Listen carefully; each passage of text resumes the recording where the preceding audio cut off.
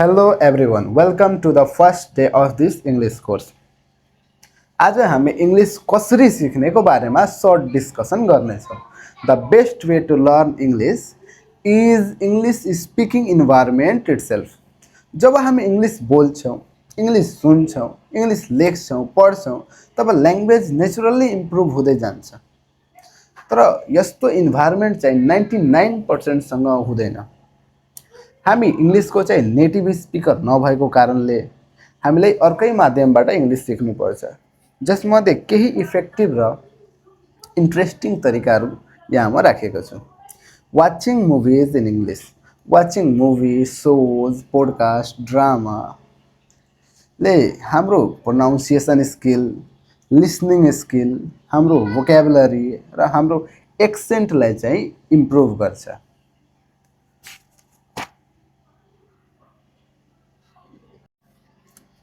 Speaking practice with AI यो चाहिँ अहिले धेरै फेमस छ.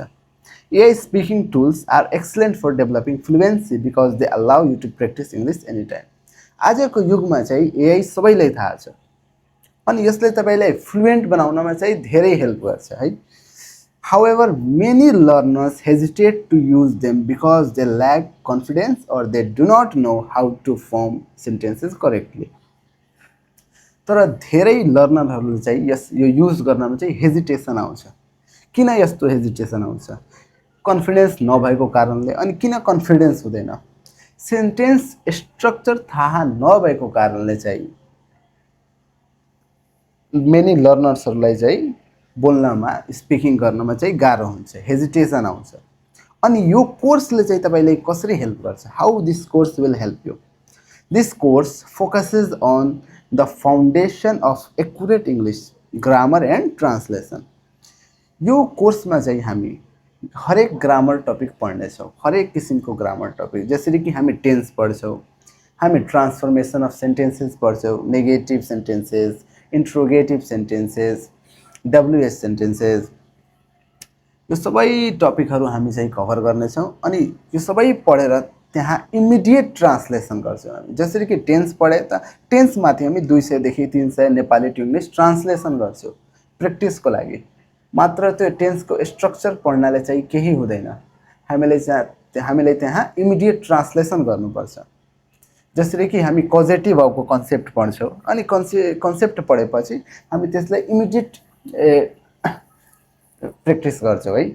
जसरी कि म उलाई हँसाएँ, यसको इङ्ग्लिस चाहिँ हुन्छ आई मेड हिम लाफ. यो चाहिँ एउटा कजेटिभ सेन्टेन्स हो. अब वर्षा भइरहेको छ, इट इज रेनिङ. अब यहाँ सब्जेक्ट नभएको कारणले हामी इटको प्रयोग गर्छौँ. कहाँ देयरको प्रयोग गर्ने, कहाँ इटको प्रयोग गर्ने. अनि tense, transformation of sentences, speech, हरेक किसिमका स्ट्रक्चरहरू हामी पढ्नेछौँ.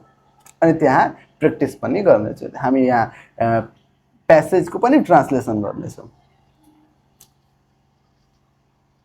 Whether you are a beginner, an intermediate learner or an advanced student, this course will strengthen your English. तपाईँ बिगिनर हुनुहुन्छ या इन्टरमिडिएट हुनुहुन्छ, तपाईँको लागि नै यो कोर्स हो. यो कोर्स पढ्नको लागि चाहिँ तपाईँले मात्र इङ्ग्लिस पढ्न र नेपाली पढ्न आउनु पर्यो, मात्र रिडिङ जान्नु पर्यो. और यहाँ चाहिँ ए टु जेड हुन्छ, सुरुदेखि एडभान्ससम्म. ल, थ्याङ्क यू.